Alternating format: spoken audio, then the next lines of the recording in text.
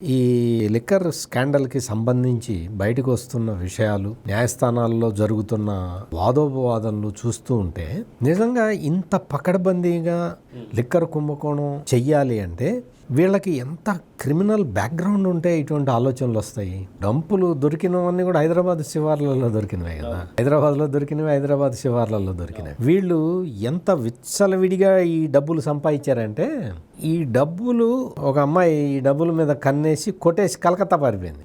అమ్మాయి boy friend వాళ్ళు అక్కడికి వెళ్ళి వాళ్ళు బిల్డింగ్లు కొనుక్కున్నారు. అంటే డబ్బులు కుప్పలు ఎట్లా పడేశారంటే ఎవడన్నా కొట్టేసినా కానీ వాళ్ళకి తెలియదు. అదే దొంగ డబ్బులు అయితే ఆ డబ్బుల్లో దొంగతనం జరిగి మొత్తానికైతే ఈ కేసుల్లో చెవిరెడ్డి భాస్కర్ రెడ్డి అనే ఇతను అంటే జగన్మోహన్ రెడ్డికి క్లోజ్ గా ఉండి అతను ఏం చెబితే ఆ పని చేసే చెవిరెడ్డి భాస్కర్ రెడ్డి అంటే మామూలుగా చెవిరెడ్డి భాస్కర్ రెడ్డి మంత్రి అవుతాడు అనుకున్నారు అందరూ చాలా మంది. ఎందుకంటే జగన్మోహన్ రెడ్డికి బాగా నమ్మిన బంటు కాబట్టి. కానీ జగన్మోహన్ రెడ్డి ఏం చేశాడంటే ఇతన్ని మంత్రిగా పెట్టకుండా ఈ ఎక్సైజ్ శాఖని అప్పగిచ్చినట్టున్నాడు. ఎక్సైజ్ మంత్రిగా నారాయణ స్వామిని పెట్టి ఒక డమ్మీని పెట్టేసి మిగిలిన పనులన్నీ నువ్వు చూసుకో అని చెప్పినట్టున్నాడు. అంటే ఒక రకంగా చూస్తే చెవిరెడ్డి భాస్కర్ రెడ్డి ఆనాటి ఎక్సైజ్ మంత్రి.